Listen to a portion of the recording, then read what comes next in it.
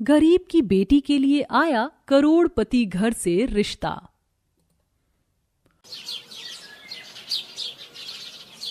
अरे भाई साहब, आप फिक्र मत कीजिए, थोड़ा सा परिवार बड़ा है तो क्या, अपनों के ही बीच तो प्यार होता है, क्यों बहन? सही कहा ना मैंने? माफ करना बहन, पर मुझे ये रिश्ता मंजूर नहीं है। मैं अपनी बेटी की शादी अपने जैसे किसी गरीब घर में नहीं करवाना चाहती, और आपका बेटा तो पढ़ा लिखा भी नहीं है, जबकि मेरी बेटी तो सरकारी नौकरी की तैयारी कर रही है। अर्चना बहन, हम गरीब सिर्फ सरकारी नौकरी की तैयारी करते रह जाते हैं, पर कभी सरकारी नौकरी नहीं कर पाते, इसीलिए जमीन पर रहकर आसमान छूने की ख्वाहिश छोड़ दो। बहन, तुम्हें जो सोचना है तुम सोचो, पर मैं अपनी बेटी की शादी अपने जैसे गरीब में घर में नहीं करवाने वाली। मेरी बेटी बहुत ज्यादा पढ़ी लिखी है, उसकी शादी किसी करोड़पति घर में होगी, जहाँ वो नौकरी भी करेगी और खुश भी रहेगी। अरे अर्चना, ये तुम कैसी बातें कर रही हो? हमारी बेटी की उम्र निकल जाएगी, पर हम कभी उसे करोड़पति घर में नहीं ब्याह पाएंगे। अंकल जी रहने दीजिए, आंटी जी का दिमाग खराब हो गया है। अब हम भी देखते हैं कौन करोड़पति लड़का आपकी बेटी से शादी करता है। चलो माँ, मुझे खुद भी इस लड़की से अब शादी नहीं करनी। इतना बोलकर लड़के वाले वहां से नाराज होकर चले जाते हैं, जिसके बाद निहारिका और विशाल अर्चना को समझाने की कोशिश करते हैं। माँ, ये तुमने क्या किया? अब हम लोगों को क्या मुंह दिखाएंगे? निहारिका, तू इतना क्यों सोच रही है? मैंने तुझे इतना पढ़ाया लिखाया इसीलिए है ताकि तू गरीब घर में शादी करे और अपने सपनों को भूल जाए। मैंने तुझे इसलिए इतना नहीं पढ़ाया लिखाया कि तू अपने सपने भूलकर चूल्हा चौका करे, बल्कि मैंने तुझे इसलिए इतना पढ़ाया लिखाया ताकि तू शादी के बाद भी आगे बढ़ सके। पर अर्चना, इंसान को उतना ही पैर फैलाना चाहिए जितनी बड़ी चादर हो। हम गरीब भला करोड़पति घर से अपनी बेटी का रिश्ता कैसे कर पाएंगे? कौन करेगा हमारी गरीब बेटी से शादी? इतना बोलकर विशाल अर्चना से नाराज होकर वहां से चला जाता है और अपनी बीवी से नाराज रहता है। समय यूं ही गुजरता है और एक दिन जब निहारिका अपने इंस्टीट्यूट जाती है तो तुम सबके रिजल्ट मेरे हाथों में आ चुके हैं, और हर बार की तरह इस बार भी ट्यूशन में टॉप किया है निहारिका ने। निहारिका, तुम बहुत अच्छा कर रही हो। अगर इसी तरह मेहनत करती रही तो इसी साल तुम सरकारी नौकरी हासिल कर लोगी। अरे वाह निहारिका, तुम इतनी गरीब हो, तुम्हारे पास हमारी तरह फोन, महंगे लैपटॉप और बुक्स भी नहीं है, और तो और यहाँ तक कि तुम इस इंस्टीट्यूट में अपनी स्कॉलरशिप की मदद से पढ़ाई कर पा रही हो, फिर भी तुम हमसे कितना अच्छा कर लेती हो। कैसे कर पाती हो इतना सब कुछ? ये सब तो मेरी माँ की वजह से हो पाया है, वही हमेशा मेरे साथ रहती हैं। निहारिका अपना रिजल्ट देखकर बहुत खुश होती है। कुछ देर बाद टीचर वहां से चली जाती हैं और सारे स्टूडेंट्स अपने अपने घर के लिए जाने लगते हैं, पर तभी सूरज नाम का एक लड़का निहारिका का रास्ता रोक लेता है और कुछ बच्चों के सामने उसे शादी के लिए प्रपोज करता है। मैंने सुना है तुम्हारे लिए रिश्ता आया था और तुम्हारी माँ ने ये कहकर उस रिश्ते को ठुकरा दिया। उन्हें तुम्हारी शादी किसी करोड़पति से करवानी है। मेरा रास्ता छोड़ो, मुझे इस बारे में कोई बात नहीं करनी। छोड़ दूंगा यार, तुम मुझसे इतनी चिड़ी हुई क्यों रहती हो? मैं तुम्हें पसंद करता हूँ और तुमसे शादी करना चाहता हूँ। जानती हो, मुझसे शादी करोगी तो तुम करोड़पति बन जाओगी। कहाँ तुम जैसी गरीब लड़की और कहाँ मुझ जैसा करोड़पति लड़का। तुम्हारी माँ का सपना भी पूरा हो जाएगा और मुझसे शादी करके तुम्हारी इज्जत भी बढ़ जाएगी। मुझे नहीं चाहिए तुम्हारी इज्जत, अब मेरा रास्ता छोड़ो। अरे यार सूरज, क्यों बेचारी को तू परेशान करता रहता है? जाने देना, वो इंटरेस्टेड नहीं है तुझमें। निहारिका, तुम जाओ। हाँ, मैं भी कोई इसके लिए मरा नहीं जा रहा। पढ़ने में अच्छी है इसलिए इंस्टीट्यूट के सारे अमीर लड़के इस पर फिदा हैं, पर मैं तो इसके भले के लिए कह रहा था। अतुल के कहने पर सूरज उसका रास्ता छोड़ देता है और अतुल निहारिका के साथ बात करते हुए उसे घर छोड़ने जाता है। शुक्रिया मेरी मदद करने के लिए, हर बार तुम मेरी मदद करते हो। वैसे उस इंस्टीट्यूट में तुम्हें और मुझे छोड़कर सब अमीर हैं, शायद इसीलिए सब मुझे इतना परेशान करते हैं। अरे कोई बात नहीं, तुम डरो मत, मैं हमेशा तुम्हारे साथ हूँ। ये लो, तुम्हारा घर आ गया। अतुल उसे घर छोड़कर वहां से चला जाता है। अब इसी तरह कुछ दिन बीत जाते हैं और निहारिका के साथ इंस्टीट्यूट के सभी बच्चे गवर्नमेंट जॉब के लिए एग्जाम देकर आते हैं। निहारिका, यार कितना मुश्किल एग्जाम था ना, मुझे नहीं लगता कि मैं पास हो पाऊंगी। हाँ यार, मुश्किल तो था, पर अब देखते हैं। निहारिका, तुम डरो मत, अगर तुम पास नहीं हो पाती हो तो भी मैं तुमसे शादी करने को तैयार हूँ। तुम्हारी सरकारी नौकरी लगे या न लगे, तुम एक करोड़पति की बीवी जरूर बनोगी। शिव, तुम सीधा काम बोलो ना, तुम्हें कौन सा क्वेश्चन समझ नहीं आ रहा? क्यों तुम मेरा दिमाग खराब कर रहे हो ऐसी बातें करके? तुम जानते हो ना, मुझे यहाँ किसी भी लड़कों में इंटरेस्ट नहीं है। मुझे फर्क नहीं पड़ता तुम लोग करोड़पति हो या रोडपति। निहारिका की बातें सुनकर शिव चुप हो जाता है और वहां बैठे सारे स्टूडेंट हंसने लगते हैं और पीछे बैठा अतुल भी अब सब कुछ देख रहा होता है। कुछ देर बाद सभी बच्चे जब अपने घर जाते हैं तो अतुल निहारिका को उसके घर तक छोड़ने जाता है। तुम ना सिर्फ हमेशा मेरी मदद करते हो बल्कि मुझे घर तक भी छोड़ने आते हो। आज तुम मेरे घर चलो। मैंने जब माँ को तुम्हारे बारे में बताया तो वो भी कह रही थी कि उन्हें तुमसे मिलना है। अगर ऐसा है तो फिर ठीक है, चलते हैं तुम्हारे घर आज। अतुल निहारिका के साथ उसके घर जाता है जहां गरीब अर्चना अतुल को पानी वाली चाय और 5 वाला बिस्किट खाने को देती है। माफ करना बेटा, पर हम इतने अमीर नहीं हैं कि तुम्हें कुछ अच्छा खिला सके, इसीलिए आज बस यही दे पा रही हूँ। पर मैं तुमसे वादा करती हूँ कि एक दिन मैं तुम्हें बहुत अच्छा खाना खिलाऊंगी जब मेरी बेटी सरकारी नौकरी करेगी। माँ डरो मत, अतुल भी हमारी ही तरह है, उसे भी ऐसे ही खाने की आदत है ना अतुल? इस तरह अतुल और निहारिका के बीच में अच्छी दोस्ती हो जाती है और अब अक्सर अतुल निहारिका के घर आता जाता है और निहारिका के माता पिता से बातें करता। देखते ही देखते रिजल्ट आ जाता है और निहारिका को पता चलता है कि उसने एग्जाम पास कर लिया है। अतुल, मुझे तो विश्वास ही नहीं हो रहा, मैंने एग्जाम पास कर लिया है। बहुत जल्द मेरी जॉब लग जाएगी और मेरी माँ का सपना पूरा हो जाएगा।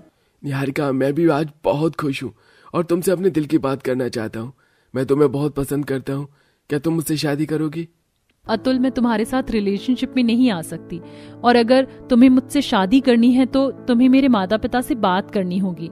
अगर उन्हें तुम पसंद आए तो ही मैं तुमसे शादी करूंगी। अपना जवाब सुनाकर निहारिका वहां से चली जाती है और अतुल घर जाकर अपनी माँ से अपने रिश्ते की बात करता है। अरे वाह, मेरे बेटे ने अपने लिए लड़की पसंद कर ली और तू मुझे अब बता रहा है, और लड़की आईपीएस ऑफिसर बनने वाली है। मेरे घर की बहू एक आईपीएस ऑफिसर हो, मेरे लिए इससे बड़ी और क्या बात हो सकती है। हम जल्दी ही तेरा रिश्ता लेकर जाएंगे निहारिका के घर। माँ, आप बहुत अच्छी हैं। पर माँ, हम पहली बार भाभी के घर जा रहे हैं रिश्ता लेकर, हम क्या खाली हाथ जाएंगे? आप 4-5 नौकर को बुला लो और अभी मेरे साथ शॉपिंग करने के लिए चलो, मुझे भाभी के लिए बहुत सारी गिफ्ट लेनी है। हाँ बेटा, तू चिंता मत कर, मैं ऐसे नहीं जाने वाली अपनी बहू के घर उसका हाथ मांगने। आखिर वहाँ के आसपास के लोगों को भी तो पता चले कि निहारिका के घर उसका हाथ मांगने के लिए कौन आ रहा है। अब एक ही दिन में शांति सारी तैयारी करती है और अपनी बहू के लिए महंगे महंगे सोने हीरे के गहने खरीदती है और कुछ गिफ्ट पैक करवाती है। अगले दिन अतुल और उसका पूरा परिवार गाड़ी से उतरता है जहां कुछ नौकर गाड़ी से गिफ्ट उतारकर निहारिका के घर में रखवाते हैं और बैंड बाजे वाले खड़े होकर बैंड बाजा बजा रहे होते हैं। और नेहा नाचती हुई अपनी भाभी के पास जाती है और विनोद फलों की टोकरी लिए विशाल के पास जाता है और हाथों में शगुन की थाल और गहने लिए शांति अर्चना के पास जाती है। ये सब क्या है? निहारिका ने तो बताया था कि आप लोग हमारी तरह गरीब हैं। हमारा बेटा नहीं चाहता था कि निहारिका को इतनी जल्दी सच्चाई का पता चले, वरना वो हमारे बेटे का भी प्रपोजल को ठुकरा देती। वैसे हम यहाँ आपकी बेटी का हाथ मांगने के लिए ही आए हैं। भाई साहब, मुझे तो यकीन नहीं हो रहा, मेरी बेटी के लिए करोड़पति घर से रिश्ता आया है। जब निहारिका के घर वालों को पता चलता है कि अतुल कोई गरीब नहीं बल्कि करोड़पति है तो वह लोग हैरान हो जाते हैं और इस रिश्ते के लिए हाँ कर देते हैं। और आसपास के लोग ये देखकर आपस में बातें करते हैं, देखो जरा, इस गरीब के घर करोड़पति घर से रिश्ता आया है। अर्चना बहन के तो सारे सपने ही पूरे हो गए। काश कि मेरी बेटी की भी नसीब ऐसा ही होता, वो भी कोई सरकारी नौकरी करती और उसके लिए कोई करोड़पति घर से रिश्ता आता। आसपास के लोग इसी तरह निहारिका से जलते हैं और बहुत जल्द निहारिका आईपीएस ऑफिसर बन जाती है और शादी करके एक करोड़पति घर की बहू बनती है। तान्या एक अनाथ लड़की होती है जिसके माँ बाप का उसके बचपन में ही देहांत हो जाता है। तान्या अपने ताऊ और ताई के साथ रहती है जहाँ उसे एक वक्त की रोटी के साथ साथ ताने दिए जाते थे। एक सुबह तान्या सो रही होती है कि तभी उसकी ताई शीला गुस्से में तमतमाते हुए आती है। अरे महारानी, तेरी अब तक सुबह नहीं हुई?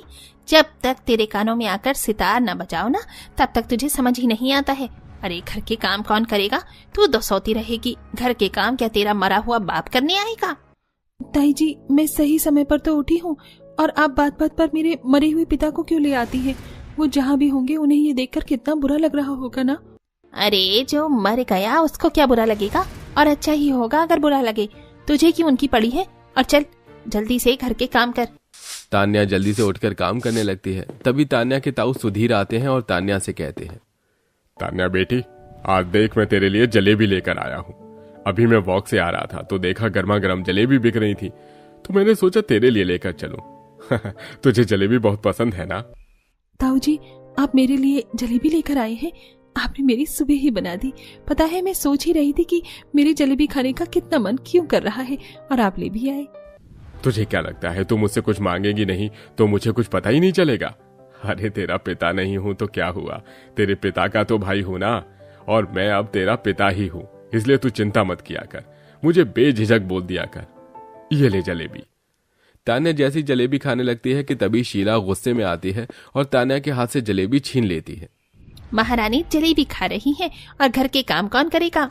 अरे बच्ची है, उसको पहले खाने दो, घर के काम तो फिर भी होते रहेंगे ना। अरे आप तो बस ही कीजिए, एक तो इसके माँ बाप मर गए और इसे हमारे पीछे छोड़ गए, ऊपर से आप इसको जलेबी खिला रहे हो। इसका खर्चा हम उठा रहे हैं, वो क्या कम है? अब इसके नखरे भी हम ही उठाएं? हम कहाँ नखरे उठा रहे हैं, और कभी कभी कुछ कर देने में क्या ही बुराई होती है। आप तो रहने ही दीजिए, बेटी का मोह आ रहा है, भाई का मोह आ रहा है। अरे घर के काम करने दीजिए और ये जलेबी मैं खाऊंगी।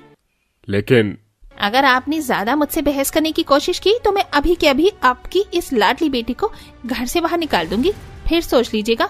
अभी छत तो है सर पर, बाद में छत भी नहीं रहेगी, फिर मुझे कुछ मत कहना। अपनी पत्नी के ताने सुनने के बाद सुधीर कुछ नहीं कह पाता। ये सब देखकर तान्या को काफी बुरा लगता है और वो रोने लगती है। काश मेरे माँ बाप भी होते तो मुझे किसी से इतना सुनना नहीं पड़ता। ताऊ जी मेरे लिए कितना भी करने की कोशिश करें, लेकिन ताई जी के आगे वो भी कमजोर पड़ जाते हैं। भगवान, आपने क्यों मुझे अनाथ बनाया? इस दुनिया में अनाथ बच्चों का कोई नहीं होता। तान्या हमेशा ही उदास रहती है क्योंकि अनाथ होने की वजह से उसे हर किसी के ताने सुनने को मिलते हैं। एक शाम पड़ोसन तान्या से कहती है, ये क्या है? तू अपना घर का कचरा मेरे घर के आगे कैसे फेंक जाती है? नहीं नहीं आंटी जी, मैंने कुछ नहीं किया, ये किसी और का है।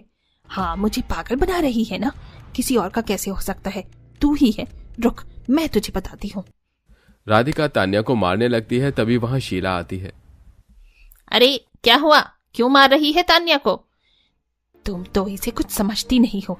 अरे अपना घर साफ करने के बाद कूड़ा कचरा मेरे घर के बाहर फेंक देती है। अब तुम ही बताओ मैं क्या करूं? फिर तो 2-4 और थप्पड़ मेरी तरफ से भी लगाना। पता नहीं खुद को क्या समझती है। ताई जी आप तो मेरी बात का यकीन करो, मैंने सच में कुछ नहीं किया है। कुछ दिनों बाद सुधीर तान्या के लिए एक रिश्ता बताता है। इतना अच्छा रिश्ता, और वो भी इस अनाथ के लिए? नहीं नहीं, ये शादी तो मैं नहीं होने दूंगी। तुमने अब शादी के लिए मना किया तो देख लेना, मुझसे बुरा कोई नहीं होगा। वैसे भी उस बेचारी बच्ची ने कितना कुछ झेला है। अरे अब शादी हो जाएगी, अपने ससुराल चली जाएगी, तो उससे भी तुम्हें दिक्कत है। अरे तुम्हें तो खुश होना चाहिए ना। नहीं, मैं खुश नहीं हूँ और ये शादी भी नहीं होगी। ठीक है, अगर इस शादी के लिए तुम मना कर रही हो तो मैं अपनी बच्ची की शादी कहीं और जाकर करवाऊंगा, और उसके बाद मैं घर में कभी नहीं आऊंगा। सुधीर की जिद के आगे शीला की चल नहीं पाती और तान्या की शादी मयंक नाम के लड़के से हो जाती है। तान्या शादी के बाद अपने ससुराल आती है, जहां तान्या की सास रमा उससे कहती है, बहू ये तेरा ससुराल है, ये तेरी छोटी ननंद प्रिया। हेलो भाभी। ये तेरी बड़ी ननंद। हेलो भाभी, कैसे हो आप? ये तेरे देवरी, ये तेरे ससुर, और सब लोगों से तू धीरे धीरे मिल लेना। अभी तो बहुत थक गई होगी ना। नहीं नहीं माँ जी, आप मुझे सबसे मिलवा दीजिए ना। माँ भाभी थकी हुई सी लग रही है, भाभी को भी आराम करना होगा, मैं उन्हें कमरे में लेकर जाती हूँ। तान्या एक ऐसे परिवार से आई थी जहां उसे हर वक्त सुनने को मिला था, इसलिए वो अभी डरी हुई थी। भगवान, मेरी शादी तो हो गई है, लेकिन मुझे यहाँ पर कोई गलती मत करवाना कि सब लोग मुझसे परेशान हो जाए। वैसे भी आपने हर किसी को मुझसे दूर ही कर दिया। तान्या सुबह देर से उठती है और सामने अपनी सास को देखकर काफी घबरा जाती है। माँ जी माफ करना, पता नहीं कैसी आंख नहीं खुली, मुझसे बहुत बड़ी गलती हो गई। शादी के पहले ही दिन मैं इतनी लेट उठी, माफ कर दो माँ जी। मैं अभी सबके लिए खाना बनाती हूँ और फिर घर की सफाई करती हूँ। अरे बहू, इतनी माफी क्यों मांग रही है और इतनी डर क्यों गई? मैं तो तुझे यही कहने आई थी कि थकान ज्यादा हो रही है तो मैं तेरा सर दबा देती हूँ। वैसे भी शादी ब्याह में हर कोई थक जाता है, तो कोई अनोखी थोड़ी ना है। इसका मतलब आप मुझे डांटने नहीं आई हो? बिल्कुल भी नहीं, इसमें डांटने वाली क्या बात है। जहाँ मेरा बेटा इतनी देर तक सो सकता है तो मेरी बहू क्यों नहीं। तभी कमरे में तान्या की दोनों नंद हाथ में चाय नाश्ता लेकर आती हैं। ये लीजिए भाभी, आपके लिए चाय नाश्ता। अरे आप क्यों लाई? मेरी वजह से आपको तकलीफ हुई, मुझे माफ कर दो। भाभी प्लीज चिल करिए। अरे हम नहीं करेंगे आपके लिए तो कौन करेगा। ये लीजिए आप चाय नाश्ता कीजिए, और आज हम सब लोग पिकनिक पर जाएंगे। थोड़ी देर बाद आप भी तैयार हो जाना। मुंह दिखाई की रस्म और पहली रसोई की रस्म तो सब करते हैं, लेकिन आपको स्पेशल फील करवाने के लिए हम पिकनिक पर जाएंगे। मैं भी आप लोगों के साथ पिकनिक पर जाऊंगी। बिल्कुल तुम भी जाओगी। अरे तुम इस परिवार का हिस्सा हो। कहीं मैं सपना तो नहीं देख रही? एक अनाथ लड़की को इतना भरा पूरा खुशहाल ससुराल मिल गया। भगवान, इतना तो मैंने मांगा भी नहीं था जितना आपने मुझे दे दिया। मैं इतना कुछ कैसे संभालूंगी? कहीं मैं सपना तो नहीं देख रही? और अगर ये सपना है तो मुझे नींद से कभी मत उठाना। कुछ दिनों बाद तान्या सफाई कर रही होती है कि तभी उससे एक काफी महंगा फूलदान टूट जाता है। हे भगवान, इतने दिन से सबने मुझसे प्यार से बर्ताव किया, लेकिन मैं ही किसी के प्यार के लायक नहीं। मैंने इतनी बड़ी गलती कैसे कर दी? ये तो इतना महंगा फूलदान था और मैंने इसे तोड़ दिया। अब क्या होगा? अब तो सब लोग मुझसे नफरत करेंगे। तान्या वहीं पर रोने लगती है। तभी तान्या के ससुर महेश आते हैं। क्या हुआ बहू, तू इतना रो क्यों रही है? माफ कर दो ससुर जी, मुझसे बहुत बड़ी गलती हो गई। मैंने गलती से ये फूलदान तोड़ दिया। इतना महंगा था। मुझे घर से मत निकालिएगा प्लीज। अब मेरा आप लोगों के सिवा और कोई नहीं है। मैं आप लोगों के बिना कैसे रहूंगी? बहू शांत हो जाओ, पहले शांत हो जाओ और ये बताओ तुम्हें घर से कौन निकाल रहा है? ये तुम्हारा घर है, तुम्हारे घर से कोई नहीं निकाल सकता। और तुम्हारे आंसू बहुत कीमती हैं। इस फूलदान के पीछे तुम अपने आंसू क्यों गिरा रही हो? ससुर जी, आप गुस्सा नहीं हो? मैंने तो इतना महंगा और कीमती फूलदान तोड़ दिया। बिल्कुल नहीं। अरे बहू, तुमसे गलती हुई है, वो तो मुझसे भी हो जाती, किसी और से भी हो जाती। आन ही नहीं है उस चीज के टूट जाने का मैं दुख क्यों मनाऊं? और हाँ बहू, तू छोटी छोटी बातों के लिए डरा मत करो। और ये सब तुम्हारा ही है। तुम तो जानबूझकर भी तोड़फोड़ कर दो ना, तो भी हम कुछ नहीं कहेंगे। तान्या अपने खुशहाल ससुराल को लेकर काफी ज्यादा खुश थी।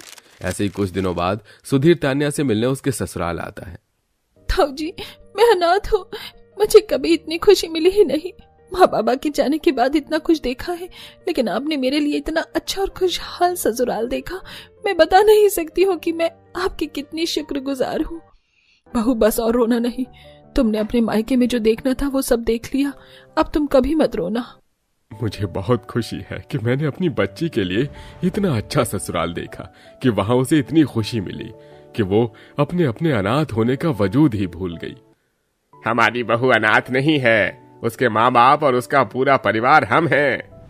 तान्या अनाथ मायके की बेटी अब बड़े खुशहाल ससुराल में अपने पुराने सारे गम भूल जाती है और खुशी खुशी ससुराल में रहती है।